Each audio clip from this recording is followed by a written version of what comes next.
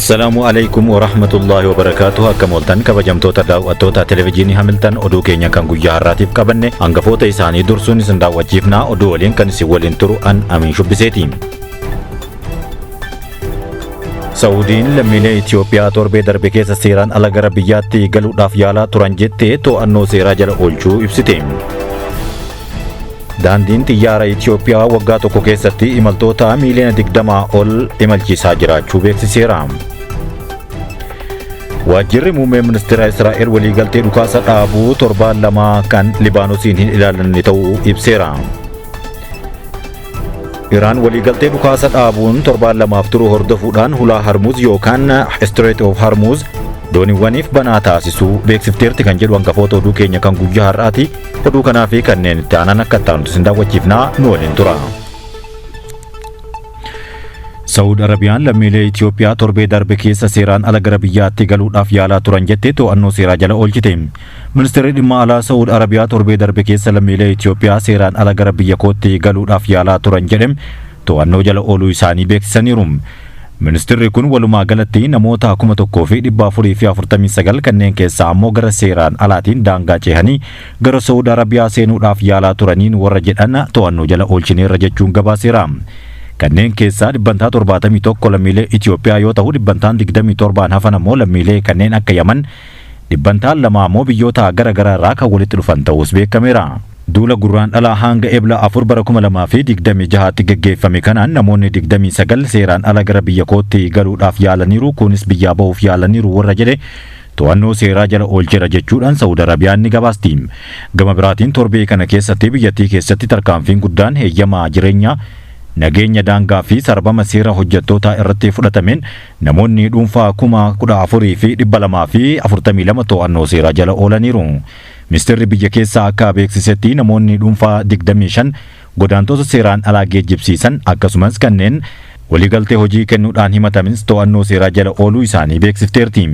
Namoota kanaan dura seera cabsanii hidhaman keessaa lammiileen biyya alaa 23,815 sanada imalaa argachuudhaaf gara ergama dippiloomaasii seenanitti erga ergamanii 6,285 ammoo biyya keessaa ari'amaniiti kan jiran. Dhaabbanni godaantota idil addunyaa IOM gabaasa haaraa baasen bara darbee lakkoofsi godaantota karaa bahaatiin Itoophiyaa irraa gara biyyattiitti bahan 18% dabaluu himeera. Karaa seeraan alaatiin godaantota walakkaa miiliyoona tokkooti ol keessaa 97 kan tahan lammiilee Itoophiyaa ta'us qorateera. Daandiin xiyyaara Itoophiyaa waggaa tokko keessatti imaltoota miiliyoona 20 ol imalchiisaa jira jedhame. Daandiin xiyyaara Itoophiyaa waggaa tokko qofa keessatti miiliyoona 20 ol kan tahan imalchiisaa jiraachuu hojii raawwachiisaan dhaabbatichaa obbo Masfin Xaasaw dubbataniiru. Dhaabbatichi xiyyaarota ammayyaa 150 ol qabaachuu eeruudhaan dhaabbata rakkoolee fi qormaatilee hunda dandamachuudhaan waggoota 80 ol dabarse jedhan. Obbo Masfin guyyaa hundeeffama daandii xiyyaara Itoophiyaadhaan waggaa 80ffaa ilaalchisee ibsaniiru. Dhaabbatichi sadarkaa idil addunyaatti dorgomaa ol aanaa taasisuudhaafis hojjechaa jirra kan jedhan yoo ta'u daandiin qilleensa Itoophiyaadhaa yeroo ammaa kana biyyaan alatti bakkeewwan gahumsaa 145 fi biyya keessatti ammoo 23 qabaachuun ni beekama. Xiyyaarota ammayyaa 150 oliin waggootaan imaltoota miiliyoona 20 ol imalchiisaas jira. Bara faranjootaa 2040 dhufutti jechuunis waggoota 14 booda bakkeewwan gahumsaa 243 xiyyaarota ammayyaa 350 dandeettii fe'umsaa toonii 800 fi 50 irraa gara toonii miiliyoona 1.2tti imaltoota miiliyoona 60 imalchiisuudhaafis galii doolaara Ameerikaadhaa biiliyoona 30 qaqqabsiisuuf hojjechaa jirra jechuun dubbatan. Guyyaan hundeeffama isaa waggaa 80ffaan sagalee garaagaraan torbeewwan itti aanan 6 akka kabajamu dubbataniiru. Soomaaliyaan yeroo jalqabaaf mana maree nageenyaa fi tasgabbii gamtaa Afrikaa keessatti teessoo argatte. Ergamanni maree nageenyaa fi tasgabbii gamtaa Afrikaa bara 2003 hundeeffame as seenaa ishee keessatti yeroo jalqabaatiif Soomaaliyaan mana maree kana keessatti teessoo argachuun ibsameera.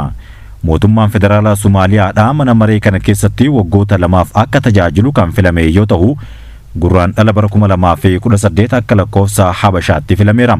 Ambaasaaddarri Somaaliyaa kan Itoophiyaa fi gamtaa Afrikaa Abdullaahi Warfaa teessoo waajjira mana marichaa irratti alaabaa Somaaliyaa ifaan fannisuun biyyattiin itti gaafatamummaa haaraa kana fudhachuu ishee beeksiseera.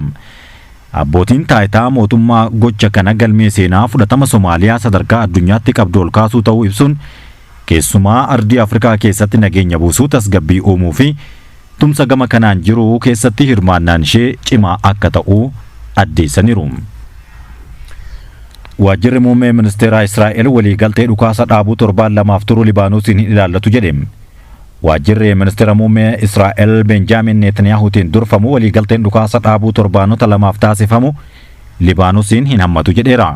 Waajjirichi itti dabaluudhaan Iraan ulaa galaanaa Ormuz hatattamaadhaan kan bantuu fi weerara Ameerikaa Israa'el akkasumas biyyoota naannichaa irratti raawwattu kan dhaabdu yoo ta'e Israa'el weerara Iraan irratti raawwattu torbeen lamaaf dhaabuuf waliigaltee irra geenyeerra jedhan. Duraan Aljaziiraan chaanaal 12 kan Israa'el wabeeffachuudhaan akka gabaasetti Iraan waliigaltee dhukaasa dhaabuu kun Libaanoosiin kan weerara waraanaa Israa'el miidhamaa jirtu akka dabalatu gaafachuu ishee Teheraan dhimma dhukaasa dhaabuu kana tasgabbii naannichaa waliin wal qabsiisuudhaaf carraaqqii ishee gochaa jirti jedhan. Dabalataan Israa'el Iraan kana booda yaaddoo Nikuleeraa misaa'ilaa fi shororkaa akka hin taane carraaqqii Ameerikaan gochaa jirtu nan deeggara jechuu waajjirri muummichaa himeera. Ta'us akka Israa'el ibsitutti osoo hin taane Iraan yeroo ammaa kana meeshaa waraanaa Nikuleeraa akka hin qabne himamaatii kan inni jiru. Jamtoota daawwattoota televezyiinii Hamilton oduun keenya kan guyyaa har'aatiif isiniif qindeessine kan hanga ammaatti daawwattanidha. Sagantaaleen televezyiinii Hamilton kan biroo itti fufu daawwadhaa.